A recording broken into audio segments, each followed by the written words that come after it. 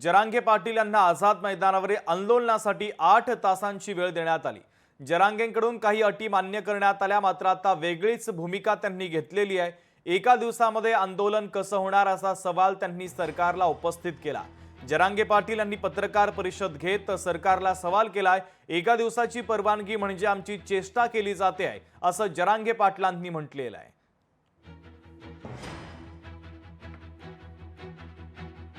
समाजाला मूर्ख बनवते, अपमान करतात माझ्या समाजाचा, माझा प्रत्येक जाऊन मी कारण मी मॅनेज नाही होत, पण मी हटत नाही पोलीस साहेब। हे बघा, तुम्ही गोळ्या जरी घातल्या तरी म्हणून जरा घे चलणार, बरोबर? आता हटत तुम्ही आम्हाला आठ घालू नये ना, 5,000 लोकांची विनंती आहे ना, एक दिवसाची त्याला कायमस्वरूपी करावं आणि लोकांची आठ घालू नये। त्याचं कारण हे लोक वाट लावायला येणार मुंबईला, ते वापस जाणारे पण लोक आहेत। एवढी विनंती सन्माननीय मुख्यमंत्री साहेब फडणवीस साहेबांनी लक्षात ठेवावी की आमच्या अटी शर्ती काढून टाकाव्या।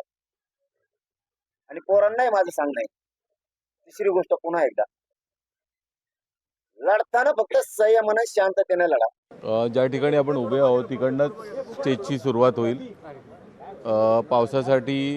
पावसाच्या येणाऱ्या पाण्यासाठी एक वेगळं छप्पर आपण करतोय, जेणेकरून पाणी आलं तरी म्हणून आता जिथे उपोषणाला बसतील त्या भागामध्ये आडवा जरी पाऊस पडला तरी काही होणार नाही, अशा प्रकारची एक उपाययोजना एका कमी वेळेमध्ये आम्ही करत आहोत।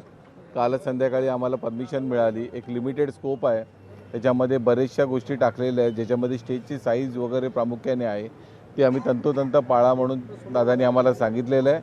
ते जेवढे दिवस राहतील तेवढे दिवस ही संपूर्ण व्यवस्था असेल। त्यासाठी त्यांच्यासाठी 1-2 दालन देखील करण्यात येत आहेत। एक मेडिकल इमर्जन्सी मेडिकलसाठी एक दालन असेल, एक त्यांचे जे मीडियामधले असतील लोक, जी त्यांची सोशल मीडिया वगैरे आणि त्यांच्याबरोबरचे सहकारी जे आहेत त्यांच्यासाठी एक दालन छोटंसं बनवण्यात आलेलं आहे।